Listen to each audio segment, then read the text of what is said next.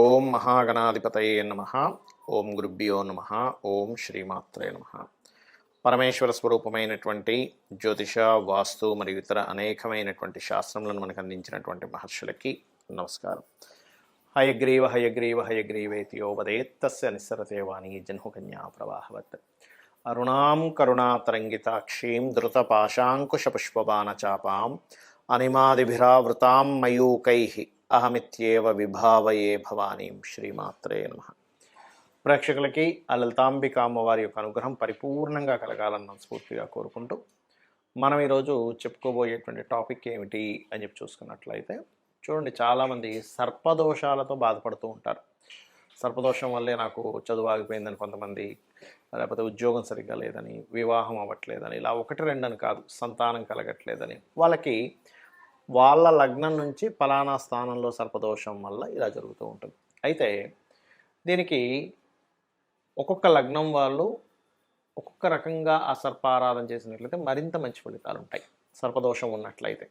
అయితే ఏ లగ్నం వారు ఏ రకమైనటువంటి సర్పముని అంటే సర్ప శాంతులు ఎలా చేసుకోవాలి, లేకపోతే చిన్న చిన్న రెమెడీస్, పెద్దగా ఏం కాకుండా ఎలా చేసుకోవాలి. అదేవిధంగా కొంతమందికి జాతకం ఉండదు వాళ్ళకి, కానీ ఆటంకాలు జరుగుతుంటాయి. అలాంటప్పుడు మనకి రాబోయే నాగుల చవితి ఉంది, ఆ నాగుల చవితి రోజు ఎలా చేసుకోవాలి అనేటువంటి విషయాలు మనం చెప్దాం.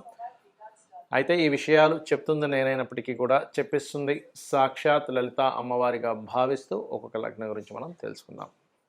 ముందుగా మేషలగ్నము, మేషరాశి. సర్వసాధారణంగా సర్పదోషం వేరు, కాలసర్పదోషం వేరు. కాలసర్పదోషం గురించి మీరేమీ భయపడాల్సిన పని లేదు, ఎందుకంటే కాలానికి సంబంధించిన విషయాలు మాత్రమే చూసుకోవాలని చెప్పబడింది శాస్త్రాల్లో. లేదండి మాకు కాలసర్పదోషం ఉంది, అందుకే మేము కొంచెం దానివల్ల ఎఫెక్ట్ అవుతున్నాం మీకు అనిపిస్తే కనుక కాళహస్తికి వెళ్ళి అక్కడ ఈశ్వరానుగ్రహం, చాలామంది ఏమనుకుంటారంటే అక్కడ కేవలం రాహుకేతువులు అనుకుంటారు. కాదు, రాహుకేతువులతో పాటు అక్కడ శివానుగ్రహం కూడా ఉంటుంది మీకు అక్కడ. అందువల్ల మీకు ఏదైనా సర్పదోషం ఉన్నా వెంటనే రిలీఫ్ అనేటువంటిది కలుగుతుంది. కాబట్టి మీరు మీ యొక్క ఆలోచన విధానాన్ని సర్ప ఆరాధనతో పాటు అక్కడ ఈశ్వరుడు అనుగ్రహం కూడా కలుగుతుంది అనేటువంటి స్పృహతో కనుక మీరు వెళ్ళినట్లయితే మరింత ఎక్కువ ఫలితాలు వస్తాయి. రైట్. అయితే ఇక్కడ మొట్టమొదటిగా మేషలగ్నం వారికి కనుక చూసుకున్నట్లయితే, ఇక్కడ లగ్నంలో కానీ అష్టమంలో కానీ సర్వసాధారణంగా ఈ సర్పదోషాలు అనేటువంటివి ఎలా ఏర్పడతాయంటే, రాహువు కానీ కేతువు కానీ, ముఖ్యంగా రాహు పాపగ్రహాలతో సంబంధం ఏర్పడి ఏ భావంలో ఏర్పడితే ఆ భావ సంబంధమైన ఇబ్బంది వస్తుంది. సర్వసాధారణంగా మేషం వారికి ఏమిటి, లగ్నంలో కానీ అష్టమంలో కానీ లేదా పంచమంలో కానీ చతుర్థంలో కానీ వీటిలో ఎక్కువగా సర్పదోషం ఏర్పడుతుంది. అంటే ఏమిటి, మీ యొక్క రాహు గనక చంద్రుడితో కానీ రవితో కానీ కుజుడితో కానీ కలిసినట్లయితే సర్పదోషాలు ఏర్పడతాయి. అంటే సర్వసాధారణంగా ఏమిటి, మీ గనక లగ్నంలో ఉన్నాడు రాహు, మీ జన్మజాతకంలో అగ్రెసివ్నెస్ పెరుగుతూ ఉంటుంది. లేదంటే అష్టమంలో ఉన్నాడు, కాస్త యాక్సిడెంట్స్ ప్రోన్స్ ఎక్కువ అవుతుంది, అప్ అండ్ డౌన్స్ ఎక్కువ అవుతుంటాయి. లేదంటే చతుర్థ స్థానంలో ఉన్నాడు రాహు నాకు మేషలగ్నానికి, అలాంటప్పుడు ఏమవుతుంది, ఎప్పుడు ఏదో ఒక మోసపోవడం, మనసంతా ఏదో దిగులుగా ఉండడం, బ్రీతింగ్ రిలేటెడ్ ఇష్యూస్ రావడం, ఇవన్నీ జరుగుతుంటాయి. పంచమంలో ఉన్నాడు రాహు మేషలగ్నం వారికి, అప్పుడు ఏమవుతుందంటే సంతానం మీద ఇబ్బంది, పితృదోషాలు ఏర్పడడం, అంటే సర్పదోషంతో పాటు పితృదోషం కూడా ఏర్పడుతూ ఉంటుంది. ఇలాగా మళ్ళీ ఈ కుజుడు కానీ రవి కానీ చంద్రుడు కానీ కలిసి ఉంటే మళ్ళీ ఏ భావంలో ఉన్నాడో ఆ భావాన్ని బట్టి ఉంటుంది. అయితే ఇక్కడ ఏం చేయాలి మీరు చూసుకున్నట్లయితే, ముఖ్యంగా మీరు మనకి శాస్త్రంలో సూర్య భగవానుడు లోపల కూడా సర్ప సంబంధించిన నాగులు కూడా ఉంటాయని చెప్పబడింది. అంటే ఏమిటి, సూర్యుడిలో శివుడు, పార్వతీదేవి అంటే అమ్మవారు. అందుకే చూడండి, మనకి లలితాసహస్రనామాల్లో భానుమండల మధ్యస్థ భైరవి భగవాల్ని అని ఉంటుంది. సో అమ్మవారు, నారాయణుడు, యక్షులు, గంధర్వులు, సర్పాలు అంటే నాగ సంబంధించినటువంటివి, అదేవిధంగా పితృదేవతలు అందరూ ఉంటారని చెప్పడం జరుగుతుంది. కాబట్టి ఏంటి, మీరు ఏం చేయండి, సర్పముని తలుచుకుంటూ అంటే నాగదేవతను తలుచుకుంటూ వేయండి సూర్యభగవానుడి మీద. ఏంటి, అర్ఘ్యాన్ని వదలండి. అప్పుడు ఏమవుతుందంటే మీకు అందులో ఉండే ఒక శక్తిని మీరు తలుచుకుంటున్నారు కాబట్టి మీకు ఉండేటువంటి సర్ప సంబంధించిన దోషం పోతుంది. అదేవిధంగా ఎర్రటి పుష్పాలతో మీకు దగ్గరలో పుట్టలు ఏదైనా ఉన్నా వెళ్ళి చేసుకోవచ్చు. లేదు అంటే ఇంట్లోనే ఒక చిన్న నాగపడిగ లాంటిది ఉంటే దాని మీద చేసుకోవచ్చు. మనకి శివుడి దగ్గర పెడుతుంటాం చూసారా, శివలింగాన్ని పెడుతుంటాం నాగపడిగ, దాని మీద కూడా కొంతవరకు ఇట్లా వాటర్ లాగా లేకపోతే ఎర్రటి పుష్పం కనుక పెట్టినట్లయితే ఏమవుతుందంటే మీకు పర్టికులర్గా ఈ పంచమ స్థానాధిపతి రవైనందుకేమో సూర్యుడిని చేస్తూ ఉంటారు. ముఖ్యంగా ఆదివారాలు ఎక్కువగా సర్ప ఆరాధన చేయండి, దాని ద్వారా కూడా మీకు దోషం తగ్గుతుంది. దీంతోపాటు నవగ్రహాలలో రాహువు, కేతువు ఈ గ్రహముల దగ్గర దీపారాధన చేస్తూ ఉండండి. అయితే ఇది నేను మీకు ఎండింగ్లో అసలు ఈ సర్పదోషాలు ఎందుకు ఏర్పడతాయి ఇవన్నీ కూడా చెప్తాను. కాకపోతే ఏంటంటే ఇక్కడ మీరు లగ్నంలో ఉన్నాడా, అగ్రెసివ్ వల్లే, కోపం వల్లే మీ జీవితం బాధ అంటే మంచి స్టేజ్కి వెళ్ళాల్సింది డౌన్ అయిపోతారని మీరు అర్థం చేసుకోండి. అష్టమంలో ఉన్నాడా రాహు మీకు, అంటే వృశ్చికంలో ఉన్నాడు, మేషం నుంచి అష్టమం అవుతుంది. వాహనాల మీద స్పీడ్గా వెళ్ళడం వల్ల, పూర్వీకుల ఆస్తుల మూలంగా వీటి వల్లే మీకు ఇబ్బంది వస్తుందని గుర్తుపెట్టుకోండి. 4వ స్థానంలో ఉన్నాడా, ఏమవుతుంటుందంటే హెల్త్ పరంగా కానీ తల్లి మూలంగా కానీ అంటే తల్లిగారికి ఉండే ప్రాబ్లం వల్ల మీరు స్ట్రెస్ అవ్వడం ఉంటుంది. పంచమంలో ఉన్నాడా, స్త్రీ సంతానం కలిగితే మాత్రం మీకు సర్పదోషం ఎక్కువగా పనిచేయదు మీ మీద. ఎందుకంటే స్త్రీ సంతానం, దాని తర్వాత మీరు కన్యాదానం చేయడం అలా అవి ఉంటాయి కాబట్టి మీకు ఆ దోషం అనేటువంటిది ఆ రూపంలో క్లియర్ అవుతుంది. ఇంకోటి పంచమంలో రాహు ఉన్నప్పుడు సర్పదోషం ఏర్పడితే నిర్ణయాలు తీసుకునేటప్పుడు మేజర్గా జాగ్రత్త తీసుకోవాలి. ఎందుకంటే ఎక్కువగా సర్పదోషం ఈ రాసుల్లో ఈ గ్రహాలతో అంటే రవి, చంద్ర, కుజ ముఖ్యంగా, ఇంకా కాంబినేషన్స్ చాలా ఉన్నాయి. కుజుడు బుధుడు కలిస్తే, శని కుజ కలిస్తే కూడా ఉంటుంది అది, బట్ మీ పర్సనల్ చార్ట్ బట్టి చూసుకోవాలి అది. బట్ మేజర్గా మాత్రం ఈ రకమైనటువంటి పరిహారం చేసుకోండి, అన్ని విధాలా మీకు బాగుంటుంది. చాలామందికి సందేహం కలుగుతుంది ఏమిటంటే అసలు సర్పాన్ని పూజించాలా అని. ఒక్కసారి మన దేవీ దేవతలను ఒక్కసారి మీరు కనుక చూసుకున్నట్లయితే సర్పాన్ని పూజించాలా వద్దా అనేటువంటిది మీకు ఒక క్లారిటీ వచ్చేస్తుంది. ఆ యొక్క శివుడు, అతనికి సర్పం ఏంటండి, మెడలో ఉంటుంది కదా, రైట్. అలాగే విష్ణువుని ఒకసారి చూడండి, అతను శేషపాను పైన నిద్రిస్తున్నాడు. అంటే ఏంటి, మన దేవీ దేవతలకు కూడా సర్పంతో సంబంధం ఉంది.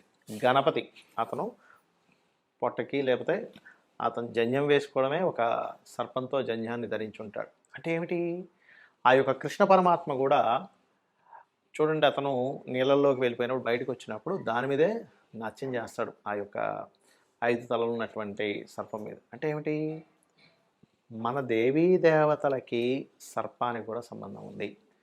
అక్కడ మీరు అనొచ్చు ఏమిటండి, సర్పం అంటే విషం ఉంటుంది కదండి, అది కాటేస్తే ప్రమాదం కదండి. అది నార్మల్ సర్పాలు, అది దేవతా సర్పాలు కూడా ఉంటాయి, వాసుకి మొదలైనటువంటివి. అంటే ఈ సర్ప సంబంధించినటువంటి లోకం ఒకటి ఉంది, నాగలోకము, సర్పలోకం అంటూ ఉంటారు లోకాల్లో. అదేవిధంగా సర్ప సంబంధించిన వాటికి మన జీవితానికి సంబంధం ఉంటుంది. ఎలా అంటే కుండలిని యోగం అంటారు చూడండి, లోపల 3.5 చుట్లు చుట్టుకొని ఉందండి, ఆ నాగులు సర్పంలాగా అలాగా కుండలిని యోగం లెగుస్తుంది అంటూ ఉంటారు. ఏది సాధన చేసినప్పుడు, షట్చక్ర సాధన అది చేసినప్పుడు. అంటే ఏమిటి, మన జీవితానికి సర్ప సంబంధించిన వాటికి సంబంధం ఉంటుంది. కాబట్టి ఇది మీకు ఒక క్లారిటీ వస్తే అయితే ఇక్కడ సర్పదోషాలు అసలు ఎందుకు ఏర్పడతాయో చెప్తాను నేను మీకు. స్త్రీలు స్నానం చేయకుండా లేదా బయట చేరినప్పుడు వెళ్ళి అగ్ని సంబంధించిన కార్యాలు చేసినప్పుడు సర్పదోషం ఏర్పడుతుంది, గుర్తుపెట్టుకోండి. రెండవది, మనం చేసే చిన్న చిన్న తప్పుల వల్ల, అంటే అలాగా స్నానం చేయకుండా చీపురు పట్టుకోవడము, స్నానం చేయకుండా పొయ్యి దగ్గరికి వెళ్ళడము, దిగంబరంగా స్నానం చేసినా కూడా అగ్నిదోషం ఏర్పడుతుందట. వరుణదోషము అగ్నిదోషం రెండు ఏర్పడుతుంది. వరుణదోషం ఏర్పడుతుంది యాక్చువల్గా. స్నానం చేయకుండా అగ్ని దగ్గరికి వెళ్తే అది అగ్నిదోషంతో పాటు కొంత సర్పదోషం కూడా ఏర్పడుతూ ఉంటుంది. అంటే ఇక్కడ ఏమిటి, ఆచార వ్యవహారాలలో మనం చేసేటువంటి చిన్న చిన్న తప్పులే దోషాలుగా ఏర్పడి తర్వాత జన్మల్లో మనల్ని ఇబ్బంది పెడుతూ ఉంటాయి. అయితే మరి తెలుసో తెలియకో అలా దోషాలు ఏర్పడుతూ ఉన్నాయనుకోండి, అప్పుడు మనం ఏం చేయాలి, మనకు నెక్స్ట్ రాబోయేది కార్తీక మాసం వస్తుంది. ఎలాగో ఈ కార్తీక మాసంలో 365 ఒత్తులు వెలిగిస్తూ ఉంటారు. అంటే ఏంటి, నిత్య దీపారాధన ద్వారా మనకు ఉండేటువంటి దోషాలు తొలగుతాయి అని శాస్త్రవచనం. ఎవరైనా మధ్యలో ఏ అశౌచం రావడం వల్ల ఇంకోటి కారణాల వల్ల మధ్యలో కొంత గ్యాప్ వస్తుంది, అనారోగ్యంతో ఉండడం వల్ల దీపారాధన చేయలేకపోతారు. అలాంటి వారికి కూడా ఇబ్బంది కలగకుండా ఉండడానికి మనం 365 ఒత్తులు పెట్టి దీపం వెలిగిస్తూ ఉంటాం. మరి నాకు జాతకం లేదండి, నాకు సర్పదోషం ఏ రకంగా ఉందో అర్థం కావట్లేదు, అప్పుడు ఏం చేయాలి అంటే, మీ లైఫ్లో జరిగే సంఘటనలను బట్టి మీకు సర్పదోషం ఈ రకంగా ఉందని మనం అర్థం చేసుకోవచ్చు. ఎలాగా అంటే, ఒకటి, తీవ్రమైన కోపం వస్తుందండి నాకు, ప్రతి చిన్న విషయానికి పుస్సుమని పాములాగా అతని ప్రవర్తన ఉంటుంది అని అన్నప్పుడు అది సర్పదోషం ఉందని సంకేతం, మీరు అర్థం చేసుకోండి. అదేవిధంగా దగ్గర దాకా వెళ్ళి పనులన్నీ వెనక్కి వస్తున్నాయి అంటే రెట్రో ప్లానెట్తో సంబంధం ఉంది, సర్పదోషం ఉందని అర్థం. మాటికి యాక్సిడెంట్స్ అవుతున్నాయి, సర్పదోషం ఉందని అర్థం. అదేవిధంగా తొందరగా మీకు నెగటివ్ ఎనర్జీ కనెక్ట్ అవుతుంది, చిన్న చిన్న విషయాలకి దృష్టి తగిలినట్టు అవుతుంది, కనెక్ట్ అవుతుంది, సర్పదోషం ఉందని అర్థం. అదేవిధంగా మరొక విషయం ఏంటంటే, మీరు ఎప్పుడైనా సర్ప సంబంధించిన ఆరాధన చేసినప్పుడే మీకు ప్రాబ్లం క్లియర్ అవుతుంది. అంటే సర్పదోషం ఉందని అర్థం. అంటే ఏమిటి, ఆ ఎనర్జీని కనెక్ట్ అయినప్పుడు మీకు క్లియర్ అయిపోతుంది, దర్శనం జరిగినప్పుడు కానీ అట్లా, లేదా కలలో ఎక్కువగా స్వప్నంలో సర్ప దర్శనాలు జరుగుతున్నాయి అన్నప్పుడు కూడా రెండు విషయాలు అవుతాయి ఇక్కడ. ఏంటంటే ఒకటి రాహు కానీ కేతువు కానీ మహాదశలు అంతర్దశలు నడిచేటప్పుడు కూడా మనకు సర్పం కల్లోకి వస్తూ ఉంటుంది. లేదా మీరు సర్ప సంబంధించినటువంటి చేసుకోమని మీ యొక్క దేవతా స్వరూపం, మీరు ఎవరినైతే దేవతను ఆరాధిస్తుంటారో తను మీకు ఇండికేట్ ఇస్తూ ఉందన్నమాట స్వప్నంలో, ఈ రకంగా చేసుకోండి మీరు బయటపడతారు అని, మీ ఉపాసనా బలం వల్ల. అదొకటి కారణం. మరొక్కటి ఏంటంటే ఇక్కడ ఊర్లలో చూసినట్లయితే అప్పుడప్పుడు సర్ప దర్శనం జరుగుతుంటుంది బయట. దానికి కూడా అర్థం ఏంటంటే మీకు నడుస్తున్న మహాదశలు అంతర్దశలు లేదా సర్పదోషం ఉండడం వల్ల జరుగుతుంది అనేటువంటిది మీరు అర్థం చేసుకోండి. అయితే ఇక్కడ ఏ భావనలో ఉంటే ఏ ఫలితాలు కూడా ఉంటాయి. లగ్నంలో ఉంది తీవ్రమైన కోపము, హెల్త్ ఇష్యూస్ రావడము, రెండో స్థానంలో ఉంది ధనం వల్ల ఇబ్బంది రావడం, అప్పుడు ధనం సంబంధించిన ఇబ్బందులు పోవాలని సర్పారాధన చేసుకోండి. మూడులో ఉంది సర్పదోషం అన్నదమ్ములతో, కమ్యూనికేషన్స్ వల్ల, నాలుగులో తల్లిదండ్రులతో ఏదైనా ప్రాపర్టీ కొనుక్కోవడం వల్ల, ఐదులో సంతానం వల్ల, ఆరులో అప్పుల వల్ల, రుణాల వల్ల, రోగుల వల్ల, శత్రుత్వాల వల్ల, ఏడో స్థానంలో సర్పదోషం ఉంది. వివాహ జీవితం వల్ల అష్టమ స్థానంలో ఉంది. యాక్సిడెంట్స్ తొమ్మిదో స్థానంలో ఉంది. పితృ సంబంధించిన అంటే తండ్రితో పడకపోవడం దశమ స్థానంలో ఉంది. వృత్తి సంబంధించిన ఇబ్బందులు లాభస్థానంలో ఉంది. బిజినెస్లో ఇంప్రూవ్మెంట్స్ లేకపోవడం, బిజినెస్లో లాస్లు అవ్వడం 12వ స్థానంలో ఉంది. సర్పదోషం 12వ స్థానంలో అంటే విదేశాలకు వెళ్తే బాగానే ఉంటుంది, కానీ స్వదేశంలో ఉంటే ఇబ్బంది వస్తుంది. కాబట్టి మీ అందరూ కూడా ఈ నాగుల చవితిని, అదేవిధంగా సర్పదోషం ఉన్నటువంటి వారు రాహుకేతు దీపారాధన చేస్తూ, రావి చెట్టు చుట్టూ ప్రదక్షిణం కనుక చేస్తూ, రోజుకొక్కసారైనా సర్ప సూక్తము కనుక చదువుకున్నట్లయితే ఖచ్చితంగా మీకున్నటువంటి సర్పదోషం నివారణ అవుతుంది. ఏమీ కంగారు పడక్కర్లేదు. శ్రీమాత్రే నమః.